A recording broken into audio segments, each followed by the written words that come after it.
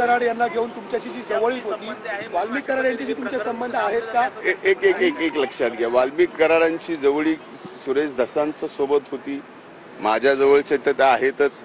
त्यांच्यावरती जो गुन्हा दाखल झालेला आहे त्याची चौकशी पोलीस या ठिकाणी करतीये आणि त्या ठिकाणी तीही अतिशय पारदर्शकतेपणानं चौकशी झाली पाहिजे या मताचा मी आहे. त्यामुळं शासन कुणालाही पाठीशी घालत नाही.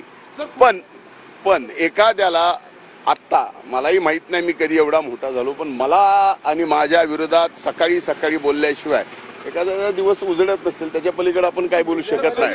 मीडिया ट्रायल मध्ये तुमचं नाव खराब केलं जातं. हे सरळ आहे की मीडिया ट्रायल मध्ये माझं नाव खराब करण्यासाठी अगदी मंत्रिपदाची शपथ घ्यायच्या अगोदरपासून मंत्री म्हणून शपथ घेतल्यानंतर विभाग कुठला मिळावा न मिळावा याच्यासाठी आणि त्याच्यानंतर बीडचं पालकमंत्री कुणी व्हावं कुणी न व्हावं, आता हा सगळा विषय मी माझ्या पक्षाचे नेतृत्व आदरणीय अजितदादांकडे आणि राज्याच्या मुख्यमंत्र्यांकडे दिलेत.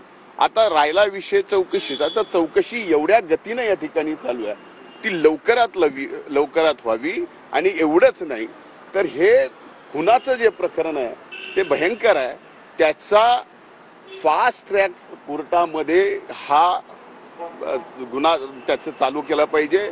लवकरात लवकर चार्जशीट या ठिकाणी झालं पाहिजे. ज्या त्या गोष्टी निष्पन्न होत आहेत त्या लगेचच कोर्टात पुढे आणून फास्ट ट्रॅक मध्ये हे प्रकरण चालू झालं.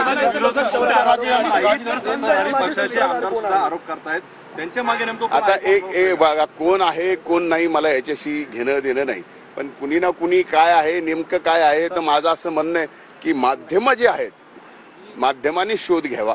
माध्यमांनी सुद्धा फक्त माझ्यासारख्यालाच एकट्याला मीडिया ट्रायल करून ज्याचा की या कुठल्याही गोष्टीशी कसलाही संबंध नाही. आता या प्रकरणामध्ये मला मीडिया ट्रायल करून त्याचा उद्देश काय असू शकतो त्यांना, तर मला पूर्णपणानं समाजकारणातनं आणि राजकारणातनं उठवणं. मुख्यमंत्री मुख्यमंत्री असेल अजितदादा असेल यांच्या संदर्भात काही चर्चा झाली का? कारण सगळे प्रकरण वाढताना दिसतंय. नाही मी जे वस्तुस्थिती मी जी बोलायचं ते त्याच दिवशी बोललोय. त्यांना पूर्णपणानं सांगितलंय की यात कुणीही असेल त्याला सोडायचं नाही. ज्यांनी कुणी केलंय जी हत्या करणार आहेत ज्यांनी कुणी केलंय निष्पन्न झाल्यानंतर त्यांना सुद्धा फाशी दिली गेली पाहिजे. या सर्व गोष्टीच्या या मताचा मी आहे.